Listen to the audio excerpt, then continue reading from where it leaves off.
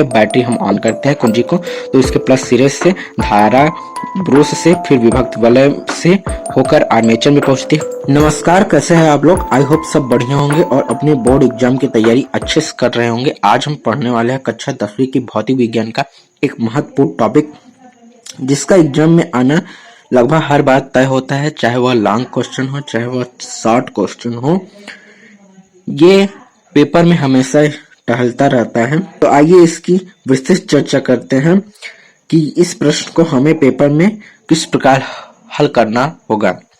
Mission to be a topper की कड़ी में आज हम पढ़ेंगे विद्युत मोटर। तो शुरू करते हैं। क्वेश्चन आता है कि विद्युत मोटर का नामांकित चित्र बनाइए तथा इसकी कार्यविधि समझाइए। इसका उपयोग किस प्रकार की ऊर्जा रूपांतरण में होता है। ये आया 2020, 19, 18, 13, 11, 2010, 2009 में। या अथवा इसी क्वेश्चन को किस प्रकार पूछा जाता है। विद्युत मोटर का कार्यकारिणी सिद्धांत क्या है, इसकी रचना एवं कार्यविधि का चित्र बनाकर स्पष्ट व्याख्या कीजिए। ये आया है 2019 में। या एक विद्युत मोटर की कार्यविधि समझाइए एवं उसकी उपयोगिता बताइए। ऐसे ही प्रश्नों को विद्युत मोटर से संबंधित बना बना के प्रश्न पूछे जाते हैं। तो आइए इसकी हम विस्तृत चर्चा करते हैं कि किस प्रकार विद्युत मोटर का सिद्धांत कार्य करता है, किस प्रकार की इसकी क्रियाविधि है। सबसे पहले जानते हैं कि विद्युत मोटर होता क्या है। तो विद्युत मोटर क्या होता है? विद्युत मोटर एक उपकरण होता है जो विद्युत ऊर्जा को यांत्रिक ऊर्जा में बदलता है। मतलब ये विद्युत ऊर्जा को यांत्रिक ऊर्जा में बदलता है। इसका सिद्धांत देखने से पहले हम इसका एक डायग्राम देख लेते हैं, कैसा होता है विद्युत मोटर। तो देखिए, विद्युत मोटर का जो संरचना होती है वो इस प्रकार होती है। इसमें दो चुंबक नॉर्थ पोल और साउथ पोल लगे होते हैं, जिन्हें हम क्षेत्र चुंबक कहते हैं। इसके दोनों ध्रुवों के बीच एक कुंडली होती है जिसे आर्मेचर कहते हैं। इस पे तांबे के पृथक्कृत तार लपेटे जाते हैं। इन दो कुंडलियों के दो सिरे जो होते हैं वो दो अर्धवृत्ताकार छल्लों से जुड़े होते हैं, जिन्हें हम विभक्त वलय कहते हैं। यहाँ पे यल और यम जो है विभक्त वलय है। इन दोनों विभक्त वलयों से दो कार्बन के गुटके ग्रेफाइट के जुड़े होते हैं, जिन्हें हम ब्रूस कहते हैं। बाद में ये बाहरी सर्किल बनता है और जिसे हम बैटरी की सहायता से जोड़ देते हैं। तो ये हो गया विद्युत मोटर का एक चित्र, एक डायग्राम। विद्युत मोटर के डायग्राम को समझने के बाद हम इसकी सिद्धांत के बारे में चर्चा करते हैं। तो विद्युत मोटर का सिद्धांत क्या होता है? विद्युत मोटर विद्युत धारा के चुंबकीय प्रभाव पर आधारित है, जिसके अनुसार जब किसी कुंडली को चुंबकीय क्षेत्र में रखकर उसमें विद्युत धारा प्रवाहित की जाती है तो कुंडली पे एक बल युग्म कार्य करने लगता है, जो कि कुंडली को उसकी अक्ष पर घुमाने का प्रयास करता है। यदि कुंडली अपने अक्ष पर घूमने के लिए स्वतंत्र हो तो वह घूमने लगती है। मतलब जो मोटर होता है वो चुंबकीय धारा के चुंबकीय प्रभाव पर कार्य करता है। धारा का चुंबकीय प्रभाव यह होता है कि किसी भी धारा में अगर हम किसी भी तार में अगर हम धारा बहाते हैं, प्रवाहित करते हैं, तो वो तार चुंबक की भांति व्यवहार करता है। और जो कुंडली के जो दोनों ध्रुवों के बीच कुंडली होती है आर्मेचर, वो भी एक चुंबक की भांति व्यवहार करती है। तो उस कुंडली के जो दो सिरे होते हैं, दो भुजा होती है, उनमें बल युग्म बन जाता है। इस बल युग्म के कारण उस पे एक बल लगता है और वह घूमने का प्रयास करता है। यदि अगर वो अपनी अक्ष पे घूमने के लिए स्वतंत्र होता है तो वह घूमने लगता है। विद्युत मोटर की संरचना के बारे में अगर बात करें तो विद्युत मोटर की संरचना के 4 भाग होते हैं। इसमें पहला होता है क्षेत्र चुंबक। यह एक शक्तिशाली चुंबक होता है जिसका कार्य प्रबल चुंबकीय क्षेत्र उत्पन्न करना है। N व S इसके ध्रुव है। दूसरा है आर्मेचर। आर्मेचर यह तांबे के तार के अनेक फेरों वाली एक आयताकार कुंडली ABCD होती है, जो कच्चे लोहे की क्रोड पर तांबे के पृथक्कृत फेरे लपेटकर बनाई जाती हैं। यह चुंबक के ध्रुवों N और S के बीच घूमती है। आपको दिखाते हैं आर्मेचर यानी कि कुंडली। तो डायग्राम में देखते हैं कि ये जो दो चुंबक है जिनका सिरा नॉर्थ पोल और साउथ पोल है, उसके बीच जो आयताकार एक कुंडली है ABCD, यही एक आर्मेचर होता है। आर्मेचर पे इस पे तांबे के तार पृथक्कृत लपेटे जाते हैं जिससे वह चुंबक की भांति व्यवहार करे। तीसरा पार्ट है विभक्त वलय। विभक्त वलय के बारे में जानते हैं, देख लीजिए।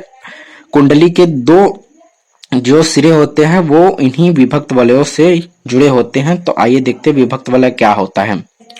तो विभक्त वलय क्या होता है, ये दो अर्धवृत्ताकार वलय होते हैं। आर्मेचर की कुंडली के सिरे इन दो अलग अलग वलयों यल और एम से जुड़े होते हैं। चौथा पार्ट है इसका ब्रूस। विभक्त वलय यल व यम कार्बन की धातु की बनी दो पत्तियों B1 व B2 को स्पर्श करते हैं, इन्हें ब्रूस कहते हैं। इन ब्रूसों का संबंध दो संयोजक पेचों से करके इनके बीच एक बैटरी लगा देते हैं। एक ब्रूस से धारा कुंडली में प्रवेश करती है तथा दूसरे ब्रूस से धारा बाहर निकलती है।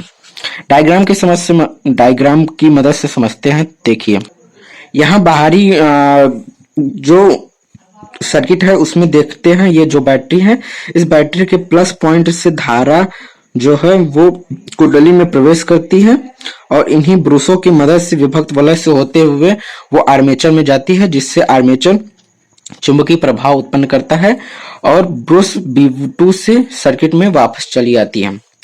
मोटर का हमने क्या होता है उसको पढ़ लिया, सिद्धांत पढ़ लिया, उसकी संरचना पढ़ ली। आइए देखते हैं मोटर की क्रियाविधि क्या होती है, वो मोटर किस प्रकार काम करता है, मोटर किस प्रकार गोल गोल घूमता है। देखते हैं मोटर की क्रियाविधि। मोटर की क्रियाविधि क्या होती है, जब बैटरी से हम कुंडली में धारा प्रवाहित करते हैं तो उसकी भुजाओं BC और AD पर कोई बल नहीं कार्य करता। उसकी भुजाओं BC और AD पर कोई बल नहीं कार्य करता, लेकिन उसकी भुजाओं AB और CD पर बराबर किंतु विपरीत दिशा में दो बल कार्य करते हैं। डायग्राम की मदद से समझते हैं। जब हम बाह्य स्रोत से कुंडली में धारा प्रवाहित करती है तो वो ब्रूस B1 और विभक्त वलय यल से होकर आर्मेचर पे पहुंचती है, कुंडली में पहुंचती है, तो उसकी भुजा AD और BC पर कोई भी बल नहीं कार्य करता, क्योंकि ये चुंबकीय क्षेत्र के समांतर में स्थित भुजाएं हम। चुंबकीय क्षेत्र की दिशा किस प्रकार होती है, नॉर्थ पोल से साउथ पोल की ओर चुंबकीय क्षेत्र की दिशा होती है। तो चुंबकीय क्षेत्र की दिशा के समांतर होने के कारण भुजा AD और BC पे कोई बल नहीं कार्य करता, लेकिन भुजा AB और भुजा CD पे दो बराबर बल कार्य करते हैं, लेकिन विपरीत दिशा में कार्य करते हैं। दो बराबर बल कार्य करने के कारण इस पे एक बल युग्म लगता है जो इससे घुमाने का प्रयास करता है, जो इसे गोल गोल घुमाने का प्रयास करता है।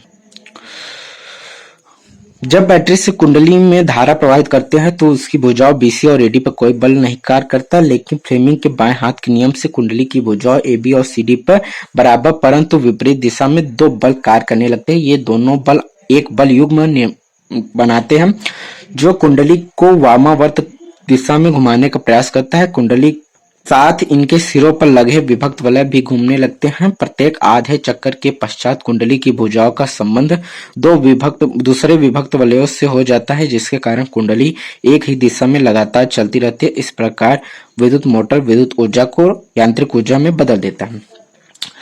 इस मोटर की कार्यविधि को हम आइए एक बार फिर से डायग्राम से समझते हैं, लेकिन उससे पहले विद्युत मोटर के जो उपयोग है उसको देख लेते हैं। तो विद्युत मोटर के उपयोग है बिजली के पंखे में, जल पंप में, गेहूं पीसने आदि में।